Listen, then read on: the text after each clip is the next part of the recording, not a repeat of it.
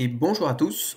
On se retrouve aujourd'hui début 2025, pour recommencer à investir puisque 2024 était une année, où j'ai pas du tout investi en bourse, une année où j'ai plutôt mis du cash de côté.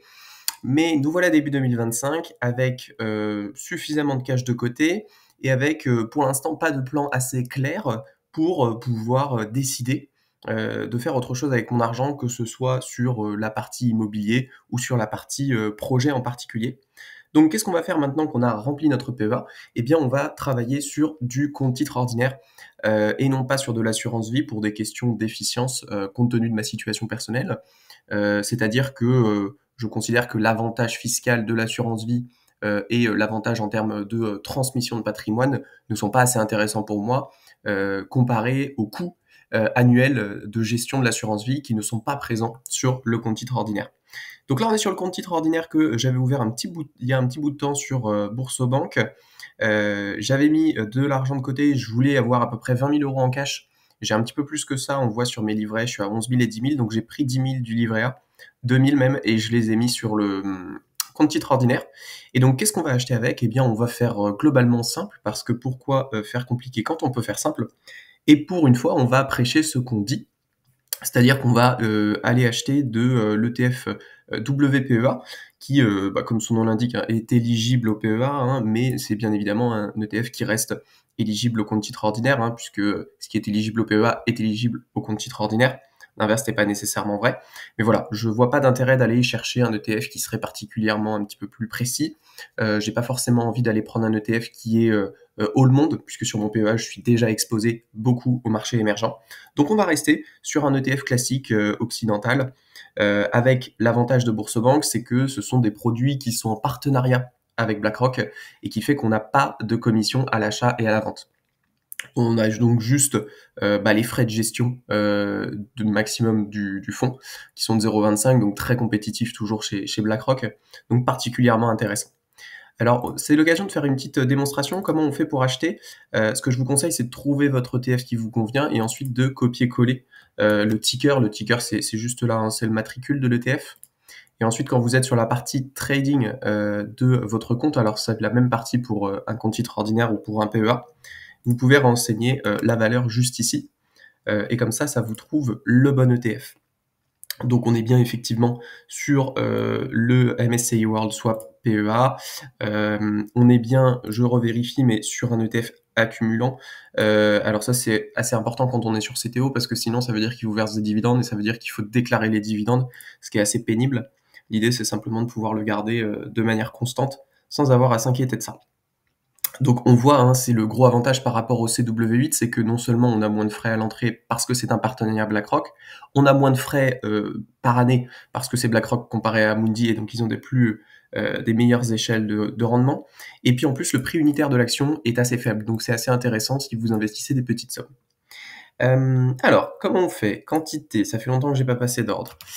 Donc là, ce que vous faites, c'est que vous mettez une quantité et ça vous met le montant à peu près associé. Donc nous, on a 2 000 €, donc on va faire quoi? Quelque chose comme ça. 360, 340, on va tenter ça, 340, pourquoi pas. En type d'ordre, je vérifie effectivement qu'il y a une forte liquidité. Tac, tac, tac, tac, tac. Donc on voit, hein, concrètement, il y a des gens, là il y a un mec, il y a 15 000 parts qui sont à l'achat à 5,74 € et il y a 59 000 parts qui sont à 5,75 €. Donc autant dire que si je passe un ordre au marché, bon, bah évidemment que je vais aller sur ce gars-là là, qui vend à 5,75 € et il vend 59 000 parts. Donc autant dire qu'avec mes 300 parts, je suis pas prêt de faire bouger le cours du carnet d'ordre. C'est pour ça que à tous les débutants, quand vous investissez sur des ETF qui sont très liquides comme celui-là, bah, j'invite à faire des ordres au marché parce qu'en fait, les ordres limités où vous allez définir votre prix vont changer absolument rien du tout. Donc voilà, c'est plutôt pertinent les ordres limités lorsque vous avez peu de liquidité et un spread, c'est-à-dire un écart entre l'achat et la vente qui est important. Là, l'écart entre l'achat et la vente, c'est moins de 1 centime. Donc moins de 1 centime fois 300, c'est 3 euros, quoi. C'est pas très significatif. Donc, au marché, 300 valide jusqu'au... De toute manière, il va passer tout de suite vu que c'est un ordre au marché par définition. Hop, hop, hop, valider, on est bien en achat et on voit si ça va passer. Donc là, il me fait un petit récap, des frais, donc c'est les 0,25 effectivement de l'impact de frais. J'aurais dû payer ça, en frais, mais il me dit que c'est gratuit puisque c'est, l'offre Boursorama avec BlackRock. Il me restera 45 € sur mon solde espèces, pourquoi pas, c'est pas très grave. Blablabla, confirmer. Hop, très bien et donc là, l'ordre a été enregistré avec succès.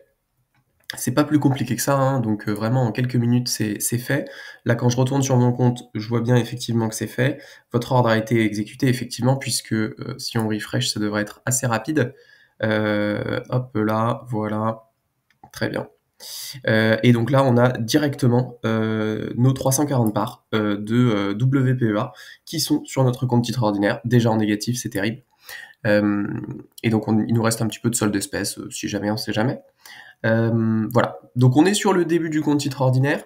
Quel est le plan pour 2025? Tant qu'on n'a pas de plan très précis sur ce qu'on fait avec notre cash, eh bien on va investir la différence. On va garder 20 000 en cash de manière à pouvoir être flexible.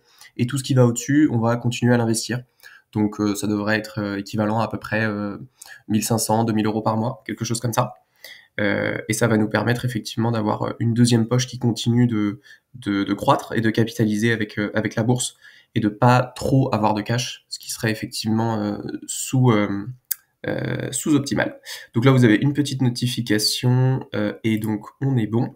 On suivra bien évidemment ce PEA en parallèle de mon PE, enfin ce compte titre ordinaire en parallèle de mon PEA, puisque ce qui va être intéressant, c'est que ce compte titre ordinaire, il va suivre vraiment la performance, j'ai envie de dire standard, d'un ETF monde, comme on le connaît, comparé finalement à mon PEA.